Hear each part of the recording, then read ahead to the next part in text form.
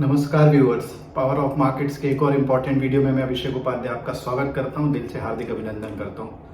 दोस्तों, मार्केट के अंदर इस समय Q4 के जो है कंपनीज के कॉर्पोरेट अर्निंग्स के रिजल्ट्स लगातार निकल के आ रहे हैं और जब भी कंपनीज के रिजल्ट्स आते हैं तो स्टॉक्स के अंदर एक लार्ज मूवमेंट देखने को मिलता है।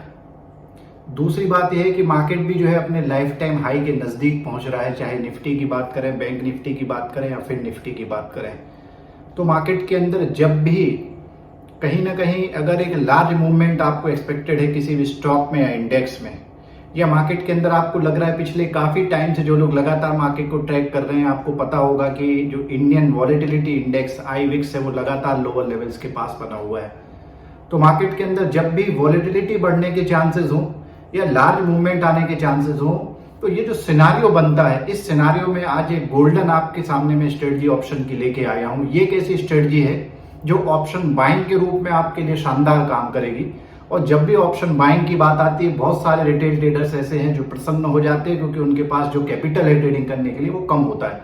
और ऑप्शन बाइंग को लेकर लोगों के दिमाग में ये परसेप्शन बना हुआ है कि ऑप्शन बाइंग के अंदर रिस्क जो है वो कहीं ना कहीं लिमिटेड होती है। आपको स्ट्रेटजी में इंटर होने के पहले रिस्क पता रहती है और रिटर्न की पॉसिबिलिटी अनलिमिटेड होती है।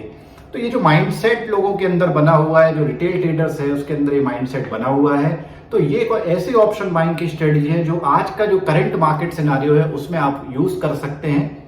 तो चलिए आज की स्ट्रेटजी की शुरुआत करते हैं। उससे पहले आपको एक अपडेट की दोस्तों, पावर ऑफ मार्केट्स चाहे इंस्टाग्राम हो, फेसबुक हो, ट्विटर हो, लिंक्डइन हो, टेलीग्राम हो या यूट्यूब हो, ऐसे सारे इंपॉर्टेंट सोशल मीडिया प्लेटफॉर्म्स पे अवेलेबल है।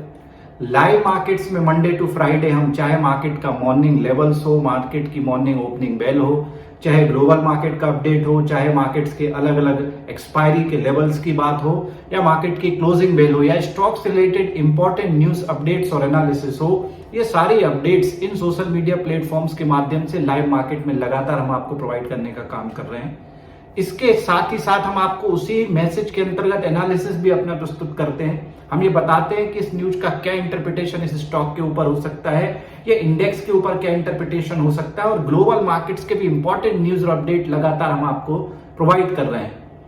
ये सारी इंपॉर्टेंट न्यूज और अपडेट और साथ ही साथ जो हम टेक्निकल एनालिसिस के माध्यम से, स्ट्रेटजीज के माध्यम से अलग अलग वीडियोस आपके सामने लेके आ रहे हैं, इन सबको कंबाइन आप करेंगे तो एक बहुत अच्छा 360 डिग्री पर्सपेक्टिव आपका स्टॉक और इंडेक्स को लेके बनेगा। तो आशा करते हैं कि आपको पावर ऑफ मार्केट्स का काम पसंद आ रहा होगा। आपको एक ही काम करना है, इस चैनल को सब्सक्राइब करिए। चलिए आज के वीडियो की शुरुआत कर देते हैं और उस स्ट्रेटजी की तरफ बढ़ते हैं। तो दोस्तों, जैसे कि हर बार मैं आपको बताता हूं कि आपको स्ट्रेटजी को एक स्ट्रक्चर्ड और ऑर्गेनाइज्ड वे में जो है प्लान आउट करना है, तो इस स्ट्रेटजी को भी हम एक स्ट्रक्चर्ड वे में समझेंगे। तो सबसे पहले हम मार्केट में इस स्ट्रेटजी में हमें एक व्यू तैयार करना है। तो दोस्तों, जब व्यू की बात आती है तो इस स्ट्रेटजी में व्यू बनाते समय आपको दो इंपॉर्टेंट बातों का ध्यान रखना है। पहली बात यह है कि अगर आपको किसी स्टॉक में या इंडेक्स में ये एक्सपेक्टेशन लग रही है, ये आपका एनालिसिस है कि इस स्टॉक या इंडेक्स के अंदर वॉलेटिलिटी बढ़ने वाली है, वॉलेटिलिटी काफी टाइम से स्टॉक जो है एक साइडवेज मूव में चल रहा है, या इंडेक्स के अंदर एक मोमेंटम नहीं हुआ, एक रेंज बनी हुई है, तो ये चीज आप चार्ट्स को देख के पता लगा सकते हैं कि भाई ये स्टॉक है, इंडेक्स इसमें लगातार रेंज के अंदर चल रहा है।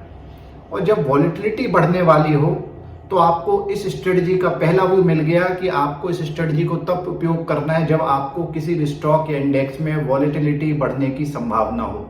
दूसरा ये पॉइंट कि भाई अगर आपको ये तो पता चल गया कि वॉलेटिलिटी बढ़ना है और स्टॉक या इंडेक्स के अंदर एक लार्ज मूवमेंट आना चाहिए। अब लार्ज मूवमेंट किस दिशा में आएगा इसको लेके आप श्योर नहीं है, आपको लग रहा है कि या तो ऊपर की तरफ आ सकता है या नीचे की तरफ आ सकता है। जब भी आपने देखा होगा कि कोई मार्केट के अंदर इंपॉर्टेंट इवेंट प्ले आउट होता है, जैसे अभी FOMC की मीटिंग हुई और मार्केट गैप अप और गैप डाउन करता है, RBI की मीटिंग होती है, मार्केट गैप अप और गैप डाउन करता है, कई बार किसी इंपॉर्टेंट इलेक्शंस के रिजल्ट्स आते हैं, मार्केट के अंदर फिर हैवी मूवमेंट होता है, किसी स्टॉक में कोई फंडामेंटल न्यूज निकल के आ जाती, मूवमेंट होता है। पर आप ये श्योर नहीं होते हैं कि भाई जैसे अभी क्वार्टरली अर्निंग्स आ रही हैं, इन्फोसिस में हमने देखा कि नीचे की तरफ एक लार्ज मूवमेंट हुआ। तो ये जो सिनारियो है ये आपको क्लियर नहीं है कि मूवमेंट तो आना है पर किस दिशा में नहीं आएगा, ये आपको लेके क्लियर नहीं है। तो जब आप मूवमेंट के डायरेक्शन को लेके क्लियर ना हो तब आपको ये non directional option buying strategy use करना है। तो ये दो व्यू आपको ध्यान रखना है कि आपको वॉलेटिलिटी बढ़ना चाहिए और लार्ज मूवमेंट आना चाहिए, और किस दिशा में आएगा इसको लेके आप श्योर नहीं है। तो ये इस प्रकार से व्यू बनाने में इस स्ट्रेटजी की आपकी मदद करेगा। अब स्ट्रेटजी की स्ट्रक्चर और संरचना की बात कर लेते हैं दोस्तों। तो आज जो स्ट्रेटजी हम आपके साथ चर्चा में लेने आने वाले हैं उस स्ट्रेटजी का नाम है लॉन्ग स्ट्रेडल। अब लॉन्ग स्ट्रेडल का मतलब ये होता है कि ये दो वर्ड से मिला है। लॉन्ग का मतलब होता है कि आपको बाय करके चलना है और स्ट्रेडल का मतलब होता है कि आपको एट द मनी के जो है कॉल और पुट लेके चलना है। तो मान लीजिए एग्जांपल के लिए निफ्टी अभी 18,000 के आसपास स्पॉट में उसकी प्राइस है। तो चूंकि 18,000 स्पॉट प्राइस है तो आपने 18,000 के कॉल और पुट बाय कर लिए एक एक लॉट। अगर आपका कैपिटल अलाउ कर रहा है तो आप क्वांटिटी बढ़ा भी सकते हैं कि अब आपने क्या किया है कि भाई 18,000 स्ट्राइक प्राइस का कॉल ऑप्शन भी बाय कर लिया और पुट ऑप्शन भी बाय कर लिया।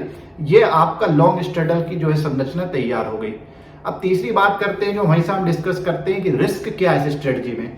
तो दोस्तों रिस्क की बात करें तो सबसे पहले आपको समझना पड़ेगा कि जो मैक्सिमम रिस्क इस स्ट्रेटजी में वो ये है कि आपने जो कॉल और पुट बाय किया उसका आपने जो प्रीमियम पे किया वो आपकी मैक्सिमम रिस्क है। दोनों का प्रीमियम 0 हो सकता है, ये आपकी एक मैक्सिमम रिस्क निकल के आ सकती है।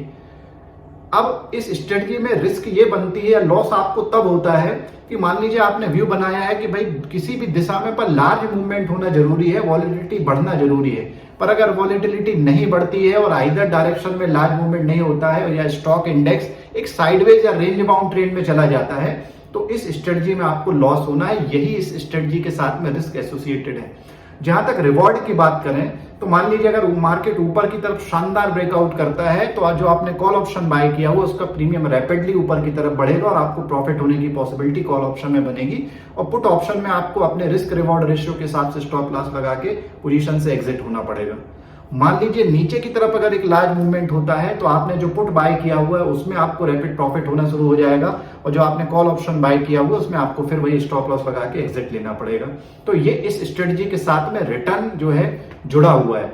तो दोस्तों ये एक ऐसी स्ट्रेटजी है जो कम इन्वेस्टमेंट में जो लोग बाइंग करना चाहते हैं पर आपको कहीं ना कहीं ये जो दो कंडीशन हमने बताई हैं जो अभी के मार्केट के सिनारियों में बिल्कुल परफेक्ट बैठती हैं। तो जब भी लार्ज मूवमेंट हो, वॉलेटिलिटी बढ़े तो आपको कौन सी ऑप्शन बाइंग स्ट्रेटजी यूज करना है दोस्तों? आपको non directional option buying strategy use करना है। और जब भी हम non directional option buying strategy की बात कर रहे हैं तो आपको लॉन्ग स्ट्रेडल की आज की वीडियो में हमने चर्चा की है। अगर लॉन्ग स्ट्रेडल से संबंधित आपकी कोई भी क्वेरी हो तो आप हमें कमेंट के माध्यम से, ईमेल के माध्यम से पूछ सकते हैं। बहुत सारे व्यूअर्स लगातार हमसे क्वेरीज पूछ रहे हैं और हम उनका जवाब दे रहे हैं। तो कल फिर आपसे मार्केट में मुलाकात होगी, लाइव मार्केट में, और रात में एक नए वीडियो के साथ मैं आपके सामने प्रस्तुत होऊंगा। Thank you very much, thanks a lot.